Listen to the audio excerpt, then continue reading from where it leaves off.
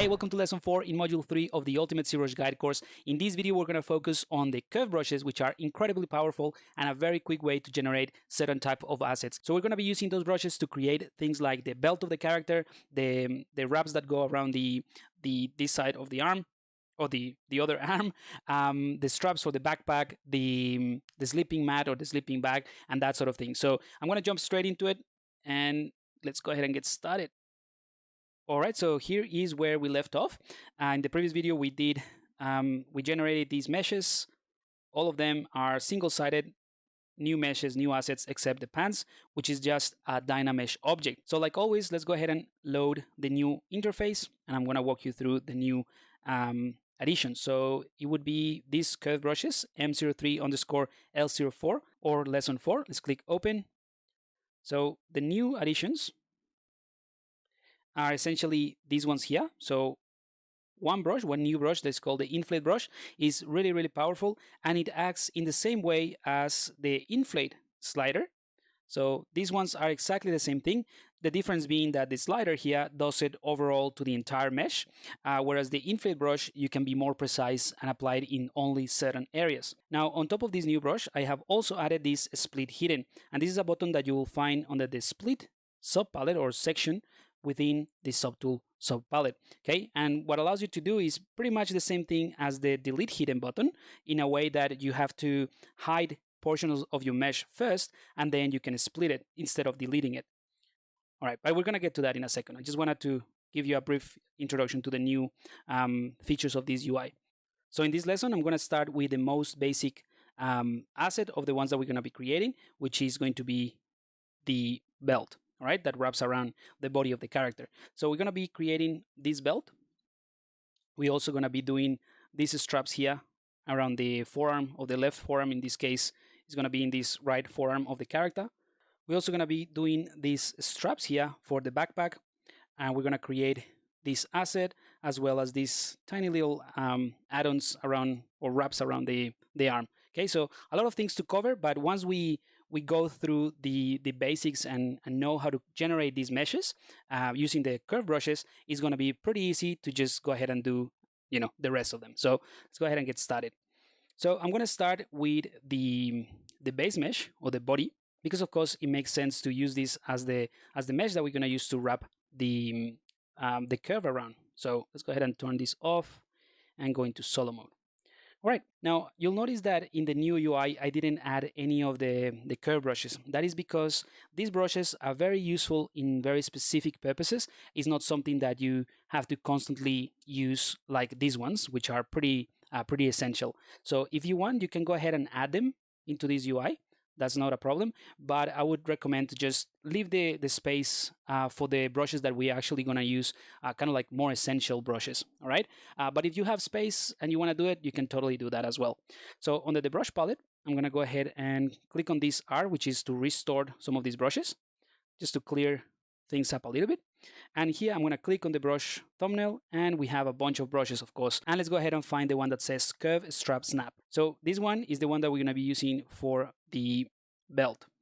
All right, now the way that these curve brushes work is actually pretty simple. You can click anywhere and drag, and you'll see you generate this curve, and when you let go, ZBrush is going to create this nice set of polygons following that curve. Now what's even better about these brushes and this process is that you can control a lot of different things. So the size of these polygons that are added is determined by the size of your brush. So if I right click and reduce my brush size while I still have the curve drawn, I can click on it and it will be updated, right? Not only that, but we can actually move things around, right? We can click and move all of this and create, very complex and interesting things around our character. So this is why it's a very, very powerful way to create complex meshes and complex shapes. Now, you'll notice that as I hover over this curve, the cursor is changing from red to a slightly aqua color. Now, the difference between those two cursors, or these two states of the cursor, is that the red one represents the size of the brush and is your normal standard brush cursor, whereas this aqua color is kind of like the edit mode of this curve. So if you right click while you still have this aqua or bluish cursor, I'm going to go ahead and increase the brush size. You'll see that now I have a pretty big brush or pretty big cursor that allows me to make large proportional changes. But if I move out, the size of my brush is still pretty tiny. So this is a really important concept because you can have a very small brush to create a small asset like this, but then a very big editing brush that allows you to move large parts. You can also do the opposite, right? You can have a very small one that allows you to do very tiny movements on the curve. Now, another very important thing of these curve brushes is that they have a beginning and an end, so a root and a tip. So in this case, let me go ahead and select that. The red one, or the red little cursor here, hopefully you can see it, or the red dot, that represents the root. And the white one, tiny one, represents the tip. Okay, and this is important because you can actually lock the end and the root of these curves. So right now, if I go ahead and click on this part here, click on it, and I move it, everything sort of follows the movement of my cursor, right? And all of this is happening, all of this crazy twist is happening because I'm going over the mesh, right? And I'll get to that in a second. So let's go ahead and do something like that, right? So the brush is not, the mesh is not touching any part of the body. So if I go ahead and go to the stroke palette, and actually we're gonna go through a few of these settings here. So let's go ahead and click on this icon and drop it to the right hand side. And let's open up the curve section here, right? So here you see that we have the lock start and the lock end. So if I lock the end, right, which is essentially this one, or the tip, I can take the root and move this, and you'll see this one will remain in the same spot, right? So if I increase my brush size, I can go ahead and move things around, but the end will still be there. Now, this is something that we're going to use especially for the backpack straps. So for example, if I set my beginning and my end and I lock both of those points, I can now go ahead and explore anything in between this curve, and the start and the end are going to be locked in place. So you can create something very, very, very interesting. Now, on top of all these things, you can also rotate and smooth the curve. And this is something that is relatively new. I believe it's ZBrush 2019 or 18 when it was introduced, but it allows you to smooth out the curve. So the way that works is clicking on the curve, and after you clicking, before you let go of the click, you press the Shift key and just go over the curve, and you'll see I'm essentially smoothing the curve. Okay, so it makes sense because it's using the Shift key, which is your modifier to access the smooth brushes. So let me just go ahead and write it here so you will remember. So step 1 will be click on curve, right? And after you click, without letting go of the click, you press Shift. So it's pretty simple, the same thing as if you were smoothing a surface. The only difference is that you have to click first rather than shift and click. So click first and then shift, because obviously clicking will just manipulate the brush or the curve. So click, shift, and smooth the curve. Now, in order to rotate, as you can see, there's some rotation here. You can use another modifier, in this case, the control key. So I'm gonna click on the curve, same thing as I did before, but instead of pressing shift, I'm gonna press control. So pressing control, and that allows you to rotate and very quickly change completely the rotation of the curve. Now, the amount of rotation or the amount of area that is being affected is based on this editing cursor size. So if I right click and reduce my cursor size to something like this, click, control, and rotate, you'll see it will be just a twist around this area. If I do it with a large brush size, then it's going to rotate in a much more larger space. All right, so those are the essentials of these brushes. I'm going to go ahead and simplify it by just clicking and then smoothing this out, because we still have a couple more things to do. Now, if you want to increase the length of this curve, you have a couple of alternatives. You can hover over this curve, and you'll see that I get this. Let me point that out. This is my cursor here, my pointer, and you'll see we have this red line. This is an indication of like the snapping of the cursor with the curve. So as soon as you see this line, you can click and drag and create more an extension of this curve. So let me show you what that means.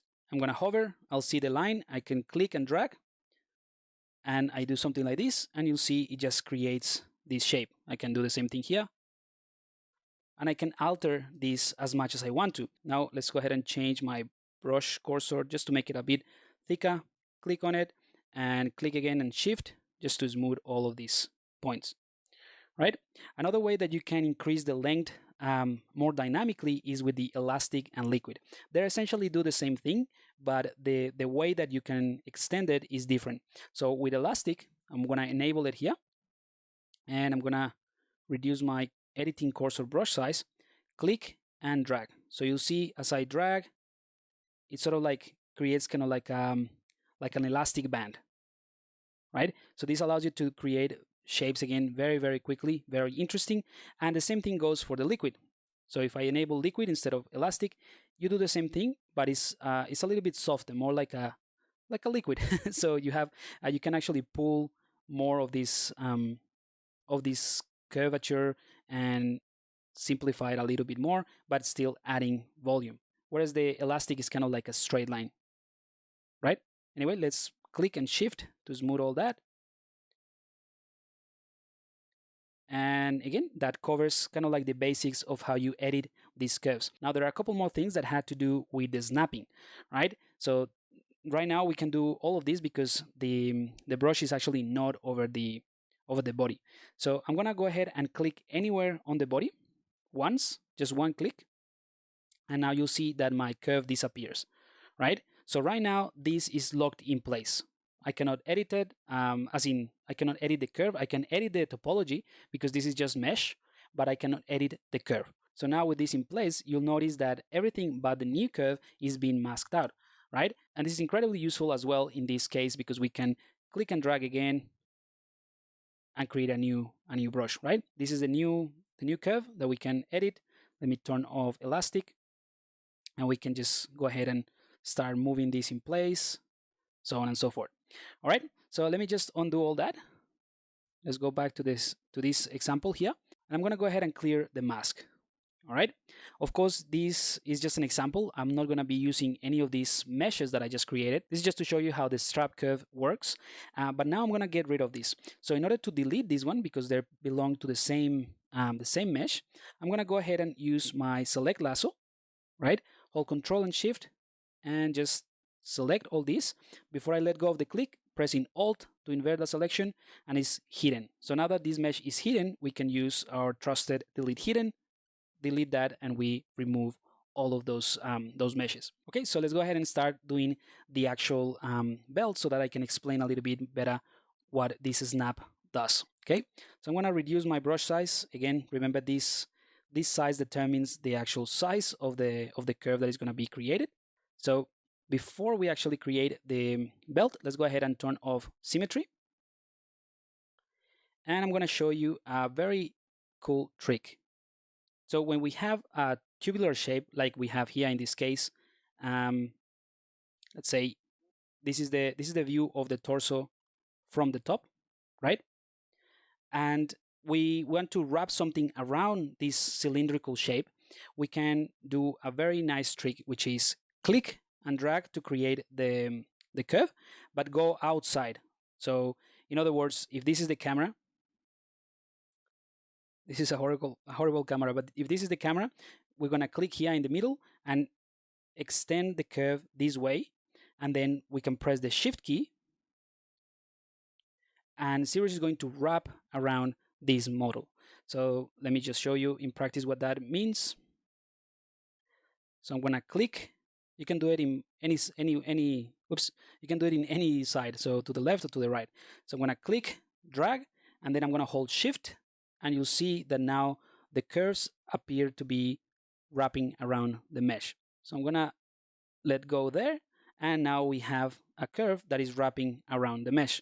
Now, of course, in this case, it's not perfect, and we're not using symmetry. So what we can do is lock start and lock end so that we don't move these 2 points, and go to elastic or liquid, doesn't matter, whichever you feel more comfortable with. And we can go ahead and click and move this around. once you click, you'll notice that everything sort of seems to sort of fall in place. That is because of the snapping. So the snapping is really cool because it allows you to maintain the curve along the surface. So with the snapping selected, I can click and drag, for example, if I want to change this, and whatever I do is going to be attached to the body. So all of these lines and all of these curves are going to be attached to the body. So that's great. Now, if you don't want to have any of that, for example, you can just disable the snapping. And now whenever you move this, let's also get rid of liquid.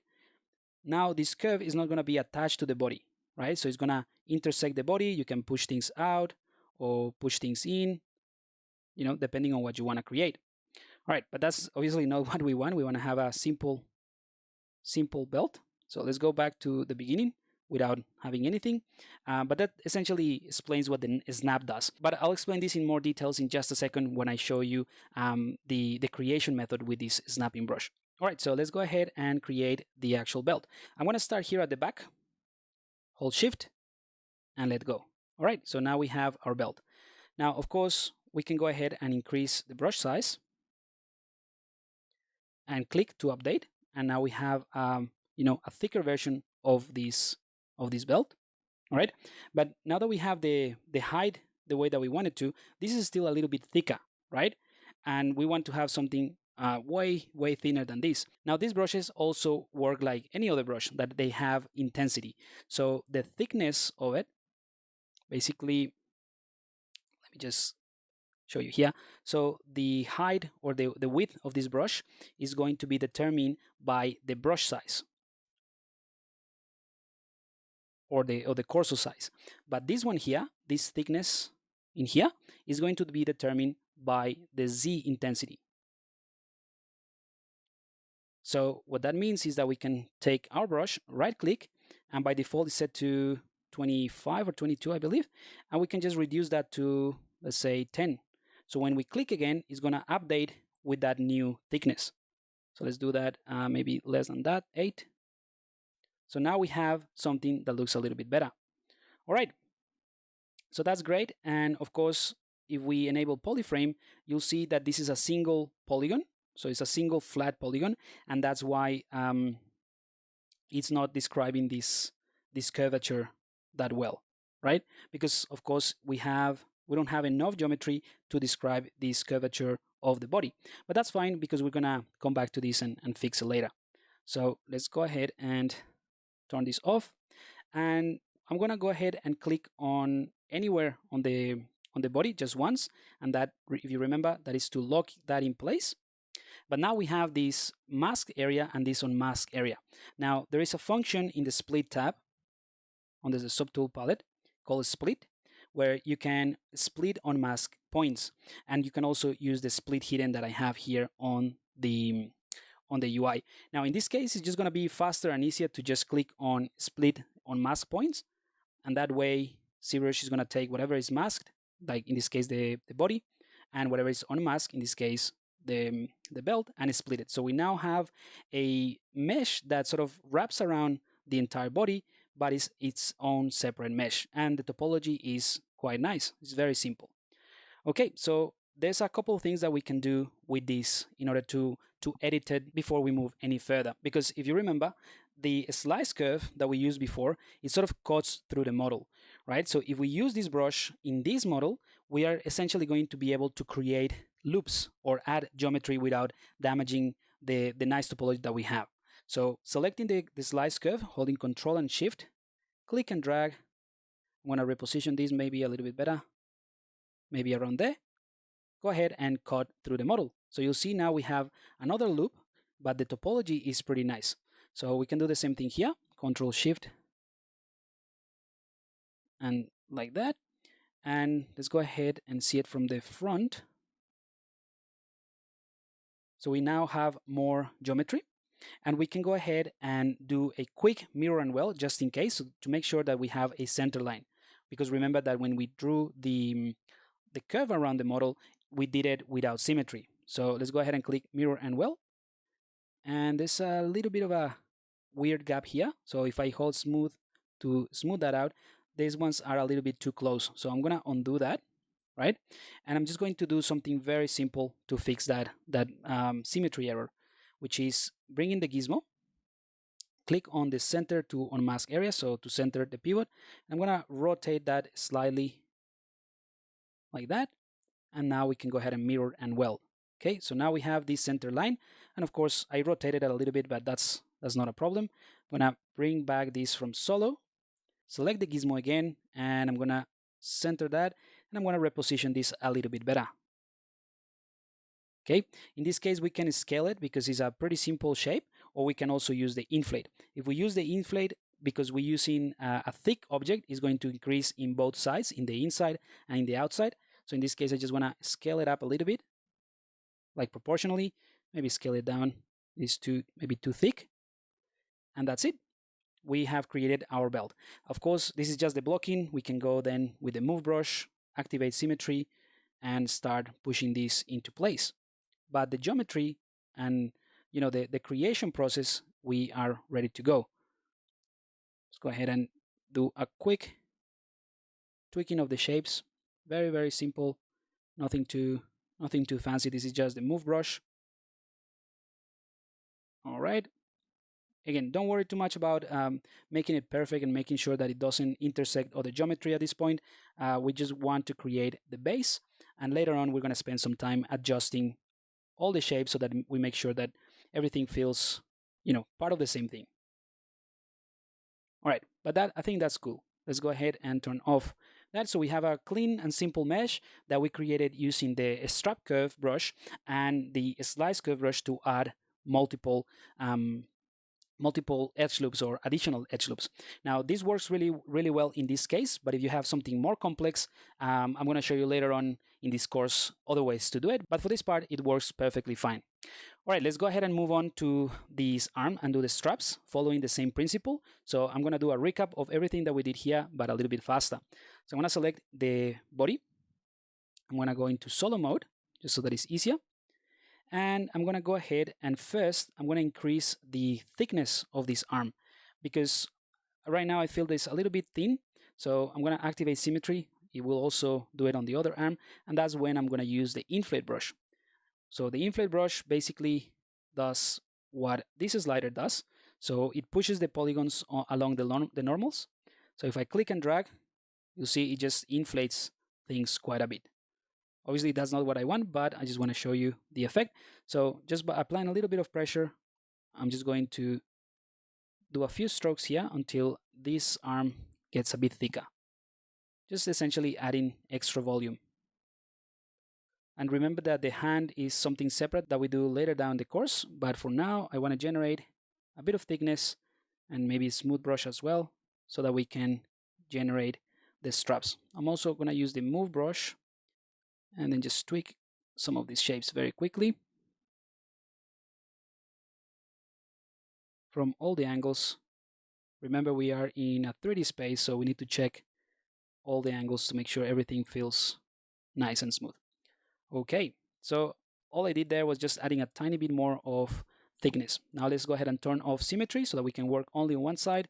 And let's go to the brush palette and let's select the curve strap again. All right, so in this case, I'm gonna reduce my brush size. I have an intensity of 8. Let's see if that gives us something that we can work with. So I'm gonna draw. That's pretty good. So let's go ahead and undo that. And now we can go ahead and click and drag around here. Remember, holding shift, it will create that loop, right? I'm still holding shift and the click, so that allows me to sort of rotate things around a little bit. And there we go. Let's go ahead and click on that again. And let me just check. Okay, so I forgot to have the snap enable. So let's enable that as well as liquid and click on this area again. And that sort of creates that shape. Now click outside somewhere here, and I'm going to repeat the same process. Click and drag past the mesh so that I'm in the canvas, holding shift and create another one, right? So now I have two of these curves. Actually, let's go ahead and remove the liquid, and we can go ahead and very briefly just move things around a tiny bit. Click somewhere just to lock that in place and repeat the process. So click, drag, shift. We can rotate a little bit so that we can generate some interesting shapes, and then use the editing mesh or the editing cursor to move things around a little bit. Again, make sure that you look at it from different angles. All right, click outside, and that locks that in place. So that's essentially what I'm going to do all the way through the forearm. So all around here, okay? Just clicking and dragging to create this type of shapes. So basically varying the angle a little bit, and then we're gonna spend some time tweaking the overlapping of these straps. So I'm gonna do a quick time lapse and speed up this part so that you don't get bored. This is the same thing, and I'll see you in a second.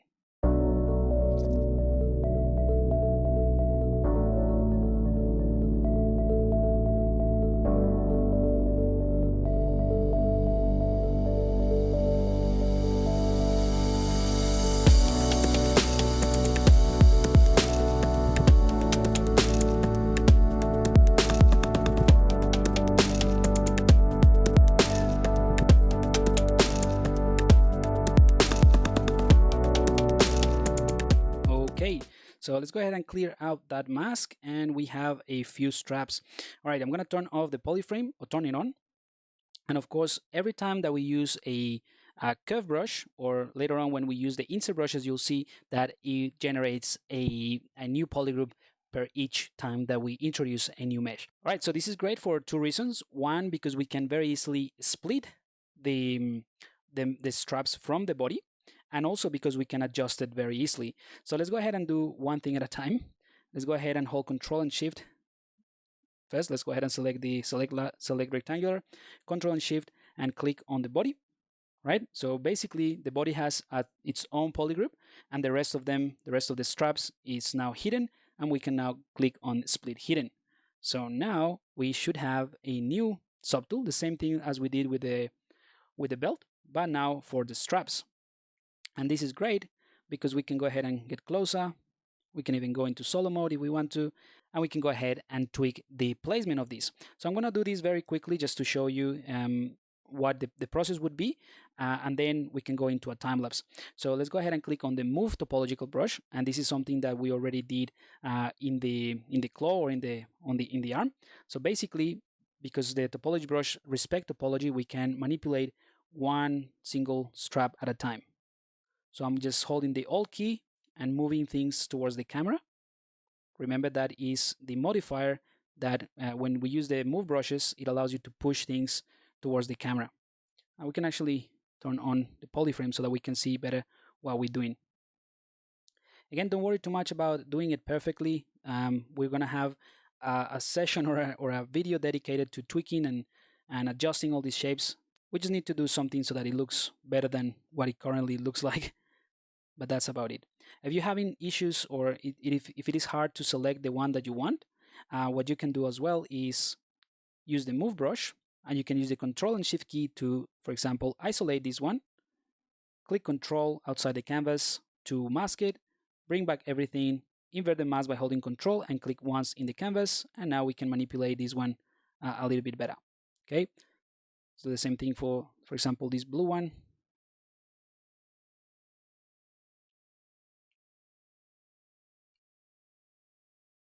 For the most part, it's easier to do it with the Move Topological Brush, but there are going to be some parts that it's definitely easier or faster to just isolate one part and go ahead and move it.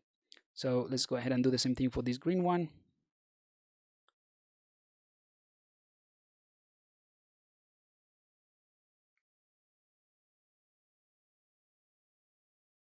All right. Let's go ahead and clear the mask, and then we can use the Move Topological again. Just want to give this a tiny bit more of space in between. Again, this is something that we will do later. I'm spending way too much time in this part. We will definitely fix this later on. But let's say that we're happy with this placement, and the adjustment will come later, but the placement is fine. We can then use the inflate slider or the inflate modifier to basically get a bit more thickness in these straps. So if I click on the inflate slider and then push that, you see how I'm inflating each one of these straps to create a bit of thickness. So that's exactly what I want. And we can also use the dynamic subdivision, right? So this is a process that you should already be very familiar with, so that we can see, once we subdivide these straps, how everything is going to look.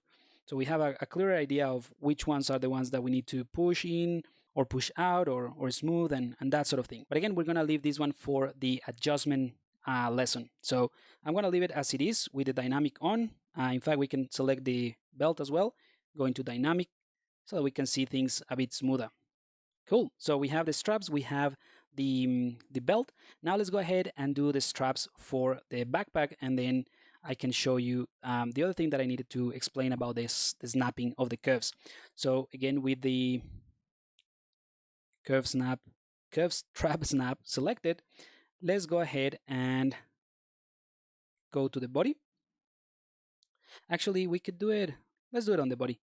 Yeah, let's do it on the body, doesn't matter. One of the things that is very important to keep in mind about these brushes is that they will snap to anything that is visible on the canvas, right? Not just the volume of the underlying subtool. So in other words, now that I have selected the body, if I want, I can start here on the head, which is not obviously not part of the body, and it will still work. It will still follow the shape of whatever is on the canvas.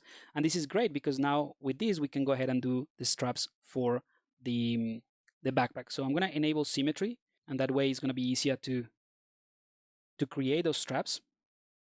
And I'm going to start around here and draw those lines like so.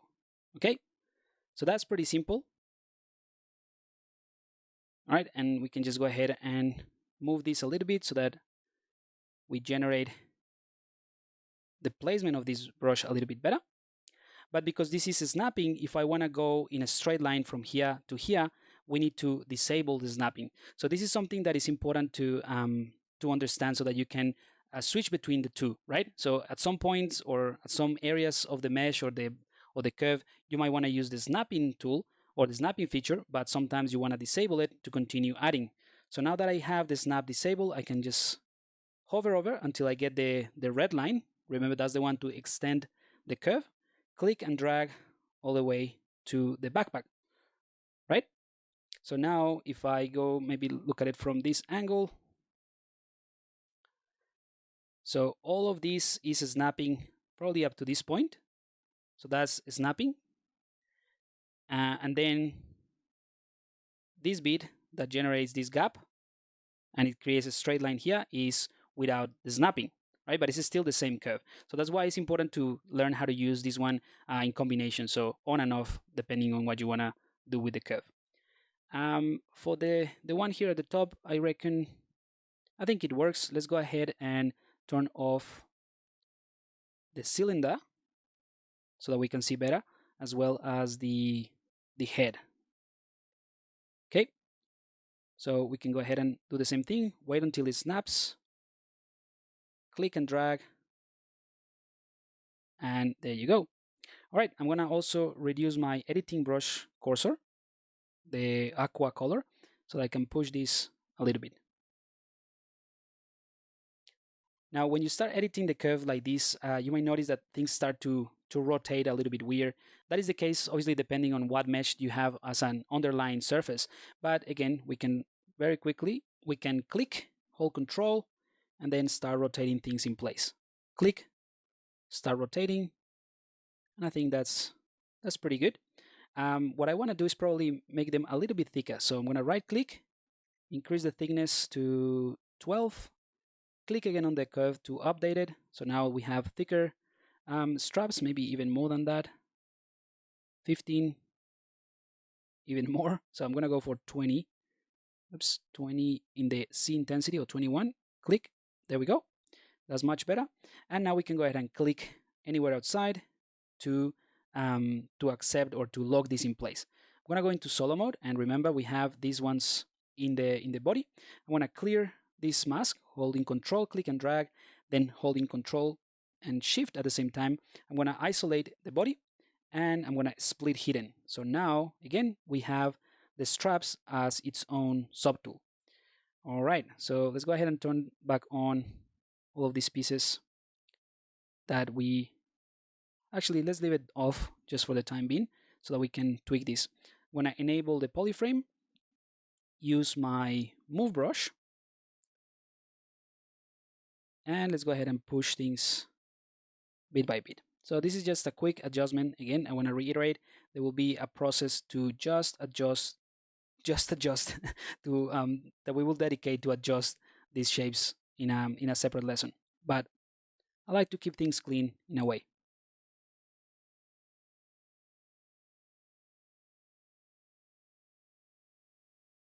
You won't be able to see any of this because it is hidden by the sleeping bag, but the ones on the side you probably will. So make sure these ones fall nicely into the next mesh. And there we go. Maybe with a small brush size, just push them closer together here. Again, this is a quick rough pass to adjust these shapes. And let's go ahead and enable dynamic so that you can see what is happening there or how they're being affected by the tweaks that I'm doing. Great. Let's go ahead and turn everything back on.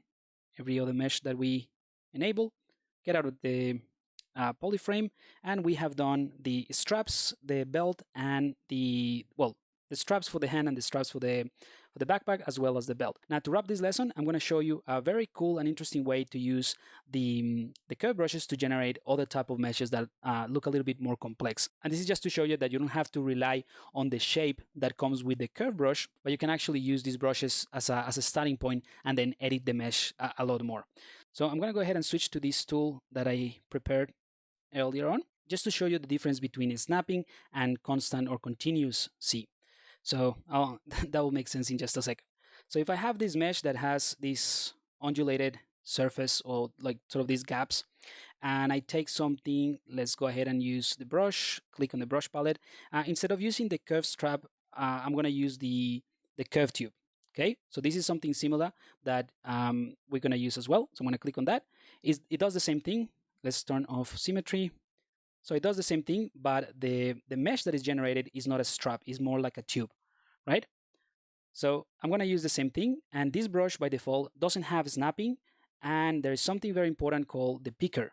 So I'm going to put the picker on the other side of this UI for the time being, because this one goes hand in hand with this process. So the snap is very much linked to these two switches, the 1C and the constant C. Okay, you'll see what I mean in a second. Just want to make sure that you understand these are somehow linked. So if I click and drag from here to here with the curve brush, you'll see that the curve brush is, let me actually reduce the brush size and update that. You'll see that brush is pretty much a straight tube from point A to point B from the camera angle. So it's not following that, that sort of surface. Now, if I enable the snap, right, and do the same thing here, let's do another one, click and drag, right? You would expect that this brush will snap to the surface, but it's not, right? And that is because of the continuous C and the 1C. So this snap, it has to do with the editing of the brush. So with this snap, after I created this brush, or after I created this stroke, and you see it's not snapping to the surface, but as soon as I start editing, we can definitely make it snap, right? So I can push it down, and now I can just sort of pull it along the surface, and you'll see it behaves like a snake in a way, snapping to the surface. That is because this snap is enabled. If I disable it and then I push everything, it's gonna go through the model, right? So let me undo that, enable snap and pull. You'll see it won't go through the model, it will snap to the surfaces. Okay, that is the main thing that I want you to understand about the curve brushes. This snap here has to do with the editing. That's why we can turn it on and off to do something like the straps that we generated for the backpack. But this 1C and continuous C is what determines whether or not ZBrush is going to create this as a single line in a way, or if it's going to actually pick up the deformation. So what I mean by all that is that we can clear that. Let's go ahead and do one with 1C. So we can turn off snap, doesn't matter. Click and drag. And this is with 1C. And let's go ahead and do another one with continuous C. Enable continuous C, still no snapping. And let's do that. All right. Click on that. So now you'll see that the continuous C is actually picking up the surface in the model. So the main difference really is this. The 1C, which is this one, right, is going to pick up the Z depth. That's why it's called 1C, only picking up the C or the depth only once. So it's going to analyze whatever point you click on the surface, in this case, this one. And when you drag, it's going to be a consistent distance, right, or a consistent depth all the way through. Now, the continuous C, right, which is this one, is going to continuously analyze the surface and attach the curve to the surface. So that's why you click here, and then as you move your cursor along, ZBrush is going to check every single point and is going to attach that curve to that line. So this is very important to know, because sometimes you can disable snapping, or you don't want it to snap and you disable it, but this is still doing that. So it has to do with the picker rather than the snapping. So just to sum up, the snap tool here is for edit, or it becomes more evident when you're editing the curve, whereas the 1C and the constant C is for the creation of the brush. All right, so let's clear this up. And let me just show you an example of this. I'm going to clear this. I'm going to use the 1C, but this time I'm going to start right here in the middle, kind of like in a deep end. So I'm going to click and drag and do this.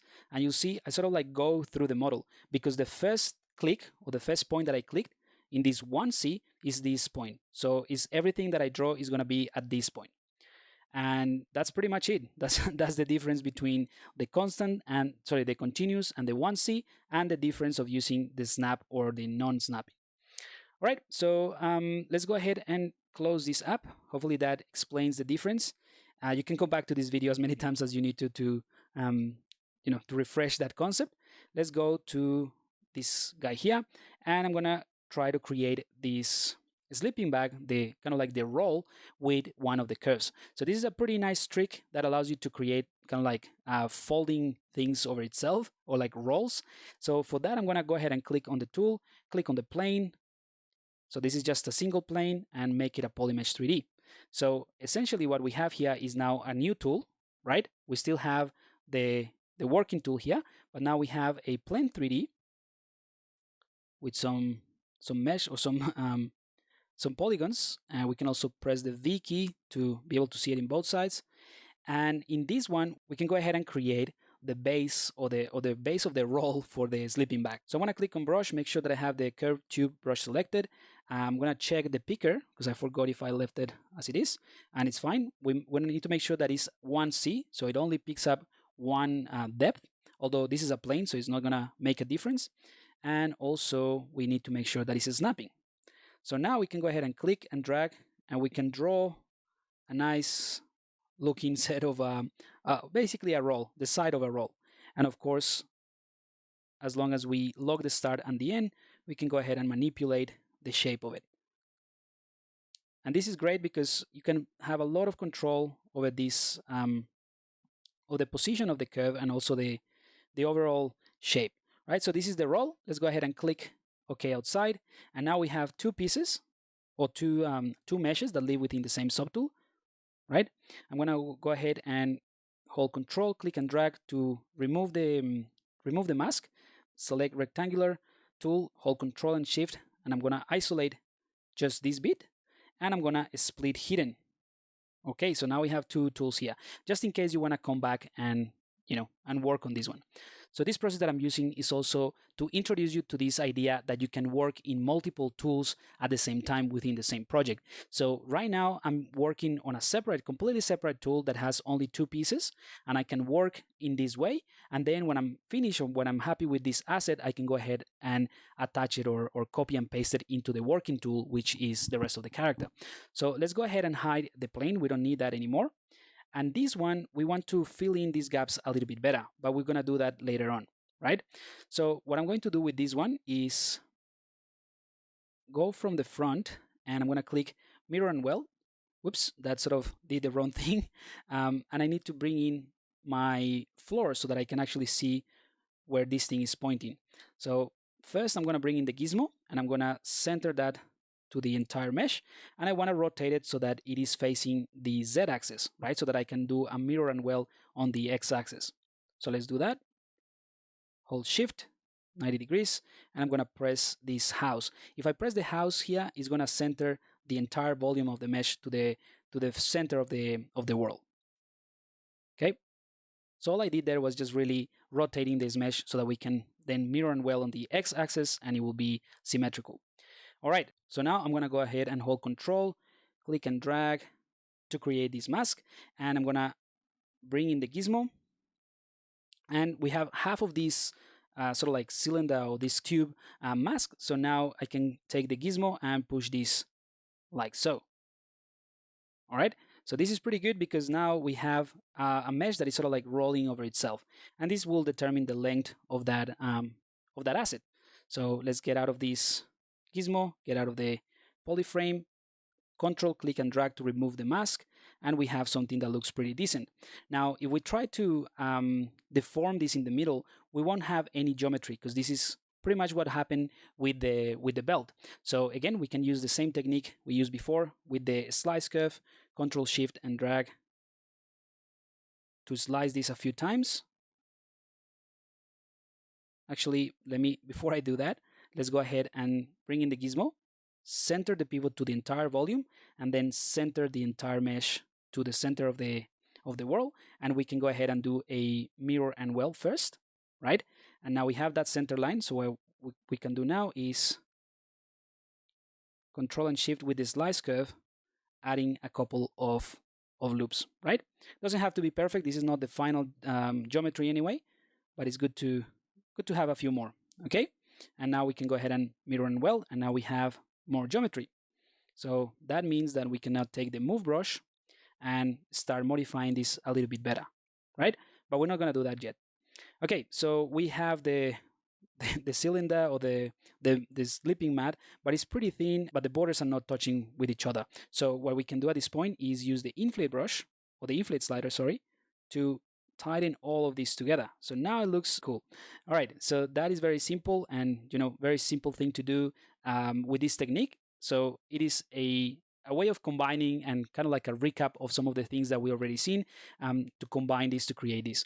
So now I'm going to click on copy here on the subtool palette, copy that, and I'm going to go to the character, and I'm going to paste it first, and I'm going to go ahead and find the actual dummy, which is in here.